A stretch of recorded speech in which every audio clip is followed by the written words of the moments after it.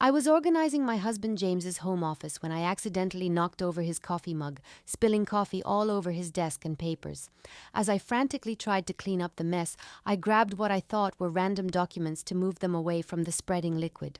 But one of the papers I picked up made my heart stop. It was a handwritten note on company letterhead. James, thank you for the most incredible weekend. I can't stop thinking about Friday night at your apartment. You make me feel like the most beautiful woman in the world. All my love, Rebecca. Rebecca, his secretary Rebecca. But here's what made my blood run cold. This note was dated last weekend, when James had told me he was at a business conference in Chicago. I even remembered him calling me from his hotel room on Friday night, talking about how boring the conference sessions were. Except he hadn't been at a conference. He'd been at his apartment, our apartment, with his secretary. My hands were shaking as I looked at more papers that had gotten wet. There were printouts of hotel confirmations, restaurant reservations for two, even what looked like a weekend itinerary written in Rebecca's handwriting. Friday 7 p.m. dinner at Romano's, Saturday morning coffee in bed, Saturday afternoon shopping, Saturday evening theater. This wasn't just a one-time thing. This was a full relationship, complete with romantic weekends and planned activities. I sat down heavily in James's desk chair, staring at evidence of his affair scattered across his desk. How long had this been going on? How long had I been living with a man who was building a life with his secretary? I started looking through James's desk more systematically, no longer caring about his privacy. What I found made me physically sick. If you're finding this as devastating as I did when I lived through it, please hit that like button and subscribe to help support this channel. Because what I discovered next about James and Rebecca's relationship will completely change how you think about workplace affairs and the people you trust most. In the bottom drawer of his desk, I found a folder labeled Conference Materials, which seemed innocent enough until I opened it. Inside were dozens of photos of James and Rebecca together. Not work photos, romantic photos.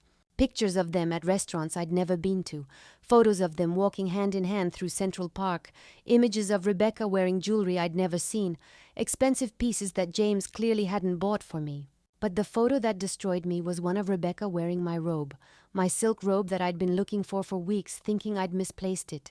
She was wearing it in what was clearly our bedroom, smiling at the camera with the kind of intimacy that comes from being completely comfortable in someone's space. James had been bringing his secretary to our home, to our bedroom. She'd been wearing my clothes. I kept looking through the folder, finding more evidence of their relationship. Boarding passes for trips James had told me were solo business trips. Credit card receipts for dinners for two on nights he'd said he was working late. Hotel confirmations for romantic getaways during times when I thought he was traveling alone. There were also printed emails between them, and reading through them was like discovering an entire parallel universe where my husband was someone else entirely. My darling Rebecca, one email read, these past 8 months have been the happiest of my life. I know our situation is complicated because of Sarah, but I want you to know that what we have is real. You're not just my secretary. You're the woman I want to spend my life with. 8 months. They'd been having an affair for 8 months while I'd been completely oblivious, thinking we had a solid marriage. I know, Rebecca had replied. I just wish we didn't have to sneak around anymore. I hate watching you pretend to be happily married when I know you're not. When are you going to tell Sarah about us? When are you going to tell Sarah about us? They'd been discussing my husband leaving me, like it was an inevitable business decision. I found more emails that painted a picture of a relationship that had progressed far beyond casual cheating. They were making plans for a future together. I've been looking at apartments, James had written to Rebecca. There's a beautiful 2-bedroom in the Upper East Side that would be perfect for us. I know it's expensive, but once I'm free from my current situation, we can afford it together. Current situation, that's what he called our 8-year marriage, a situation to be freed from. I can't wait to wake up next to you every morning instead of having to sneak back to my own apartment, Rebecca had responded. I'm tired of being your secret. I want to be your wife. I want to be your wife. James's secretary wanted to marry him, and based on these emails, he wanted to marry her too. I kept reading through months of correspondence, watching their relationship develop from workplace flirtation to full-blown affair to plans for a life together. What made it worse was seeing how much thought and energy James was putting into this relationship while giving me the bare minimum at home. He'd written Rebecca poetry, actual poems about her beauty, her intelligence, how she made him feel alive again. When was the last time James had written me even a sweet text message, let alone poetry? He'd planned elaborate surprise dates for her. Helicopter rides over the city, private wine tastings, weekend trips to bed and breakfasts in the Hamptons. Meanwhile, our last date night had been takeout pizza while watching Netflix.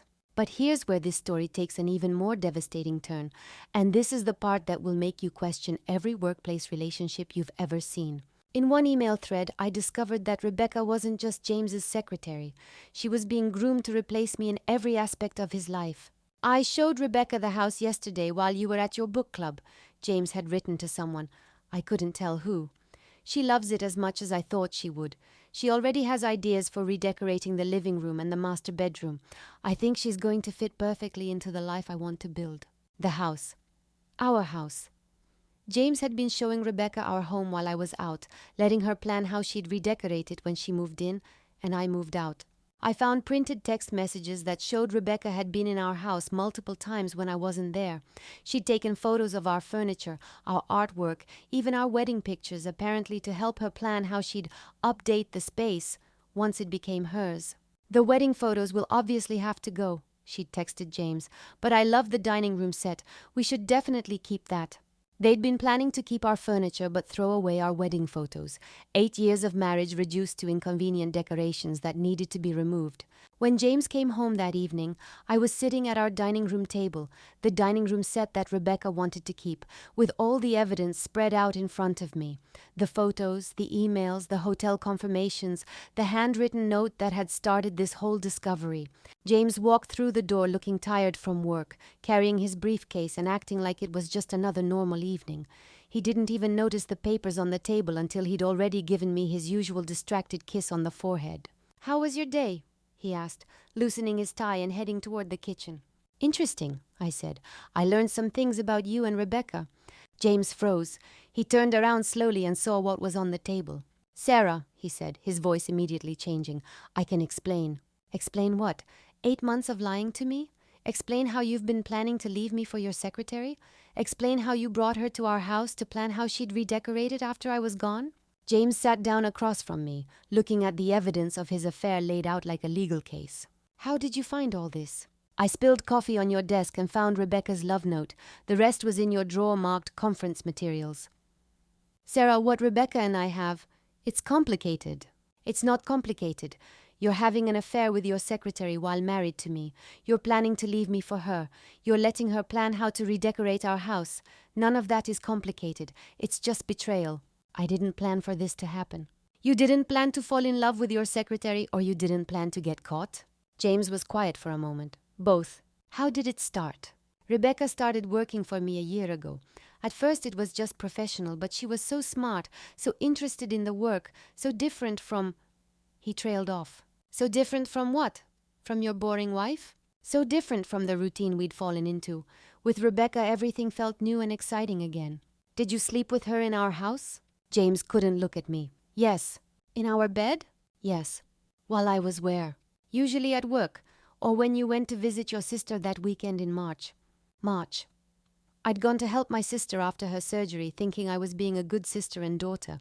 Meanwhile, James had been playing house with his secretary in our bedroom. "The business trips," I said, pointing to the hotel confirmations. "How many of those were actually business trips?" "Some of them were business, but Rebecca came with me when she could." "You brought your secretary on business trips and told me you were traveling alone." "She didn't come as my secretary. She came as my girlfriend." "Girlfriend." James had been introducing Rebecca as his girlfriend to business contacts, colleagues, hotel staff. How many people knew about their relationship while I remained completely in the dark? "The apartment you've been looking at," I said, showing him the printed emails. "When were you planning to move there?" "We haven't made any final decisions." "The email says you put down a deposit. When were you going to tell me you were leaving?" James was quiet for a long time. "After the holidays. I didn't want to ruin Christmas." "How thoughtful of you.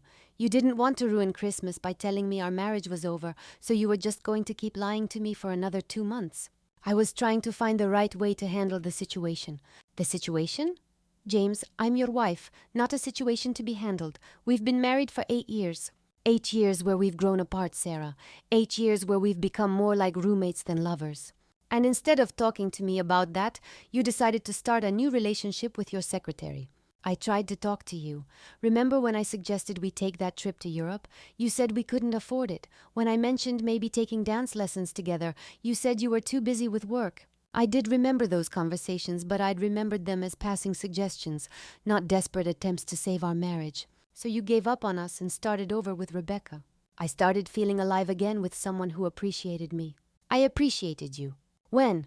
When's the last time you looked at me the way Rebecca does? When's the last time you were excited to see me walk through the door? James was partially right, and that made it harder to argue with him. We had grown comfortable, predictable, but comfortable didn't justify 8 months of systematic betrayal.